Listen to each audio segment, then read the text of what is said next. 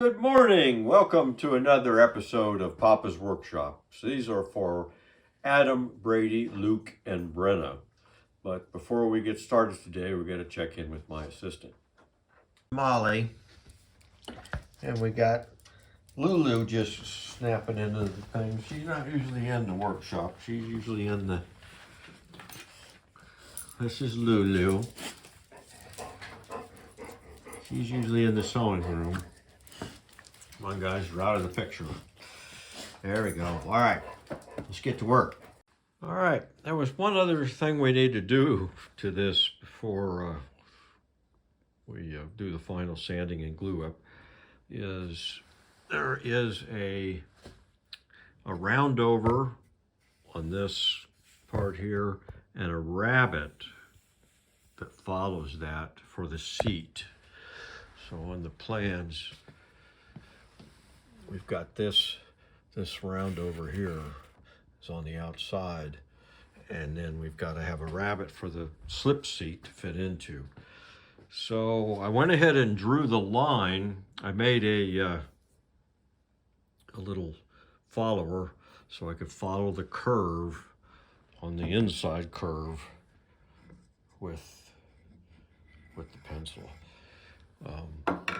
And we can do the round over easy enough on the router table, having it upside down. That'll work. But this rabbet, that is no good way to do. Yeah, you have to make another template or something, and it's, you know, for only doing one, I think the easiest thing to do would be just to use the router, a handheld router, and get as close to the line as I dare, and then just use the chisels and clean up the edge to get it right. So right now we just got to do the round over. All right, we got the round over done. We still have to do the rabbet, but it's looking more like it should. If I can get my arm back far enough. So we are getting there. All right, I just roughed out the rabbet inside there, and I used the router, and see I got a little leg on the router to keep it level, and so I got to go back over it with the chisels and get it right up to that line, and then smooth that out a little more. So getting closer. All right. So our next step on this corner chair. This is part 4 of the corner chair. So we got the 3 back legs. We got this surface dry fitted to the rails and the planed, and these edges cleaned up. So we just need to do a final sanding on these. We still have to refine the balls with the finer details, with the scrapers and that. I'm going to wait till the end, right till we're ready to glue up. So these are about ready at that stage. And we got the front leg. I have to do the same thing, get that all to the final stage, and then we'll be ready to glue up the bottom part of the chair. Well, here we are. I got the chair dry fit. I'm ready to glue up what you see there, but I wanted to test fit everything first, and I got everything done that I can get done on the pieces, while it's easier to deal with than it is with the whole chair. See, I've got the bone claw feet refined. I've got the curve. I've got the rabbet there for the slip seat. I nailed on a couple of strips to hold the seat in the back. I've made my inscriptions and everything's pretty well smoothed out with scrapers, a little bit of sandpaper. Get that round over done, and everything's there. I've got marked where my pegs are going to go. I think these pegs ended up being really a little bit too big. I thought I had it scaled for the picture, but they look too big to me, so I'm going to make these 1/4 inch back here, and so we'll get it glued up, and then we can start on the top. That'll be a challenge. See ya. Well, you see the chair's glued up. I've got it upside down on, I'm going to make the template for the arm. And so I've got it, I marked where the mortises are going to have to go in each one, and I got it all laid out, kind of how it's going to be. So I still need to put the square pegs in, and to get that part finished up, and then we can start on the arms. All right, I got the template for the top rail done. You see there, it's got it, the mortises fitted, and I got the pegs in the legs that I just glued up, so I got those drying. Now we made this template for the top because that is out of 3 boards, 4 boards if you count the crest rail, which I'm calling the crest rail the piece that sits on top of it. But that curve, they certainly had boards that wide.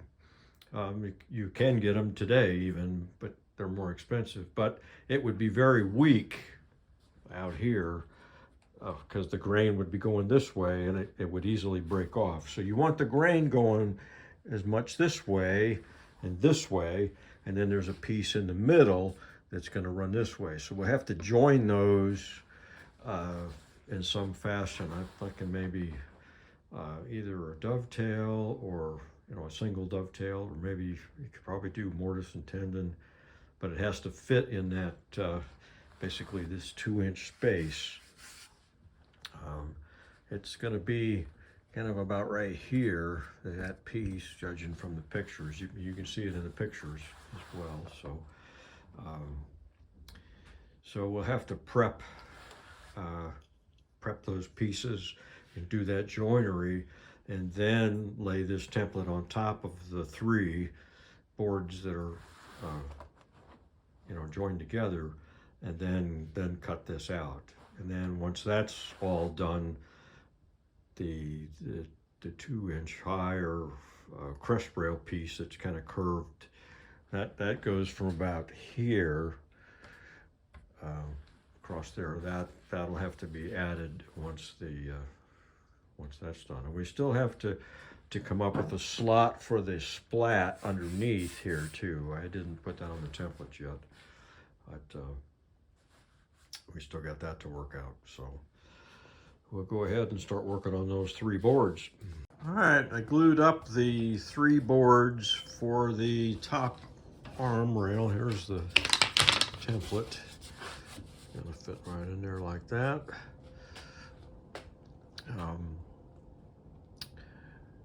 I debated several different ways of doing the joint. I decided that the way the grain's going, that the dovetail probably wouldn't be very strong, so I didn't do that. I think probably the best thing would have been a lap joint right across in there. Having it go this way and this board come this way, and I just have a half on the bottom, half on the top. But that's from the picture, that's not what they did. So I went ahead and just used mortise and tendon. Actually, I used floating tendons because that was the easiest thing to do on such an odd shape. So when that's dry, we will cut that out and go on to the next. The only other thing I'm kind of worried about is that the tendons on the chair, as it's upside down right now, they're about 3/4, and the stock is just a titch over an inch. But we have got to dish out this area right here. Is actually got on the top. It's got a dish in there for put your elbow. So I'm gonna maybe have to reduce the height of the tendons on the outsides there. So I got a little bit of wiggle room with that. All right, here we go. All right, we're getting farther. I've got the top piece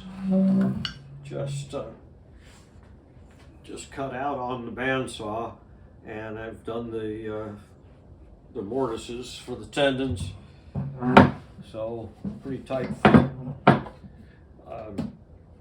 So the other thing I have to do is put some mortises in here for the splat, and I've got a little template I made, so that's going to fit in there like that.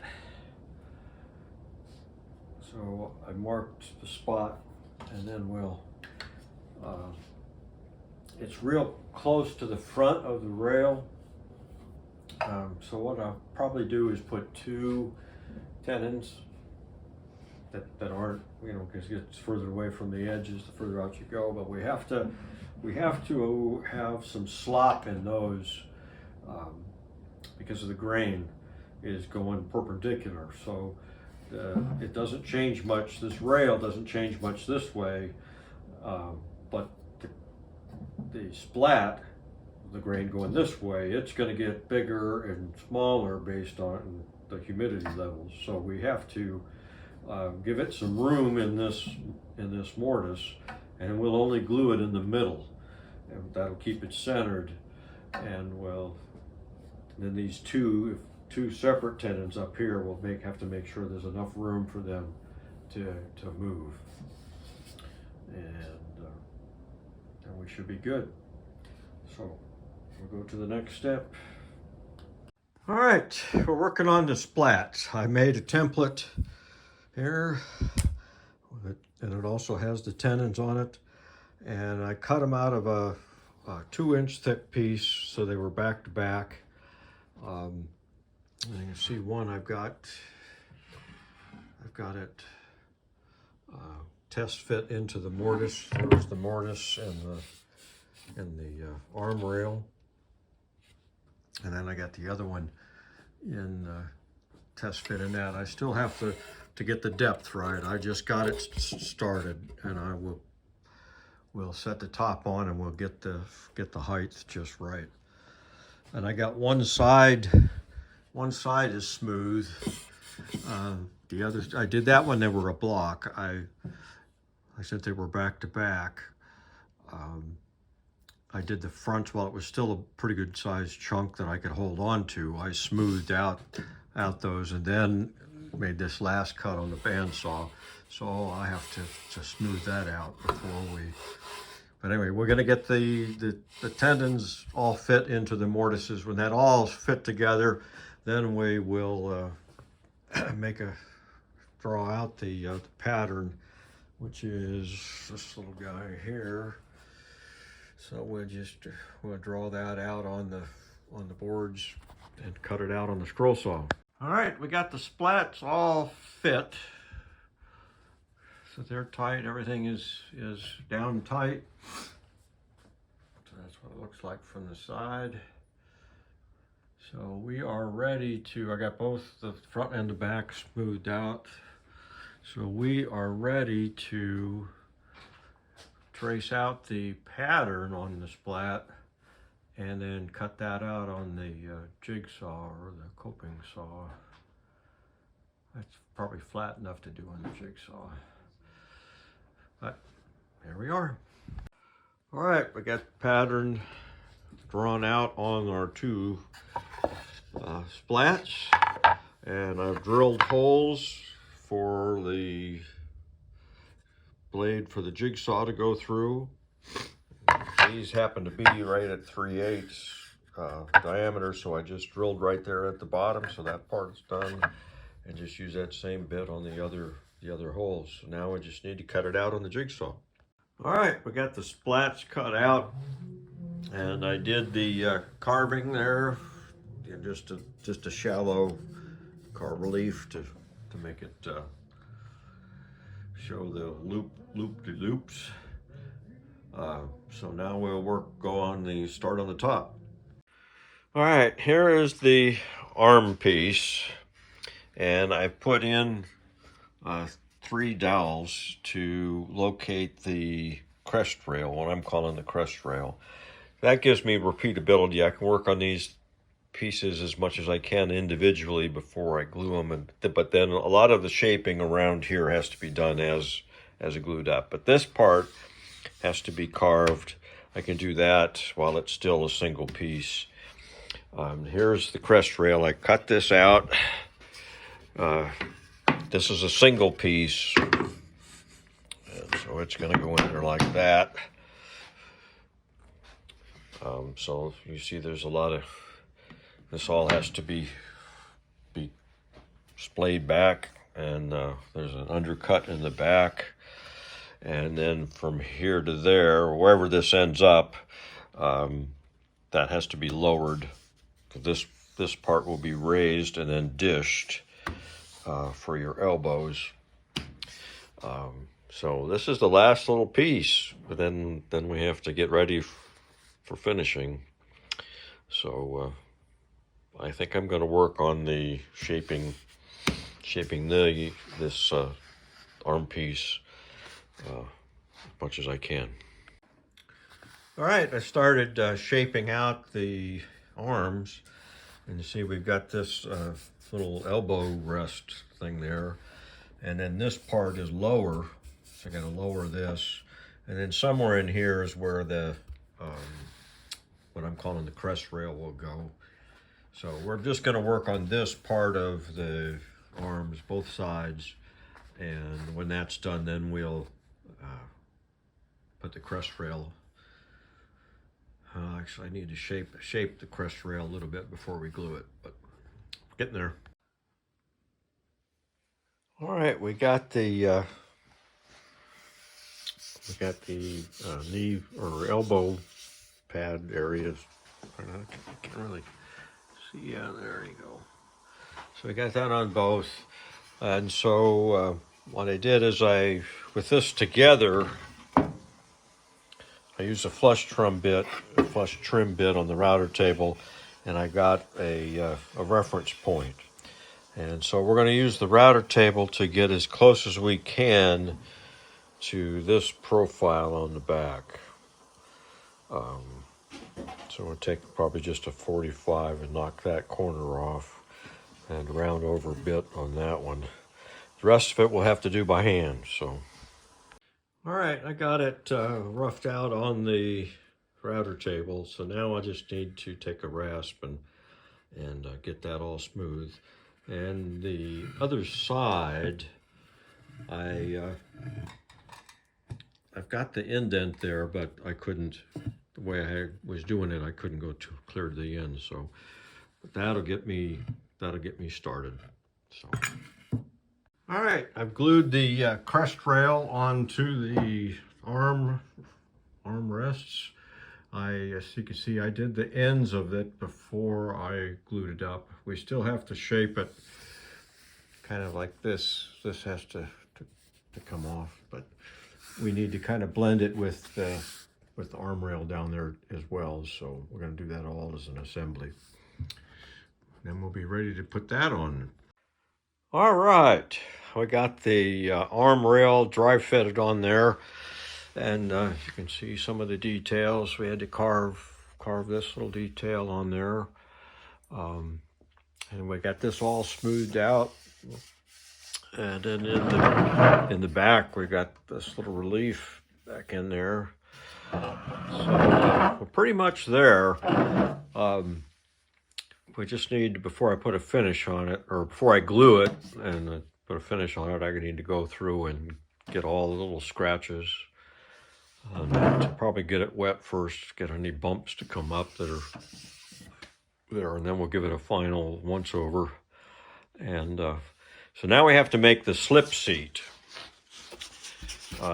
So I got a cardboard cutout.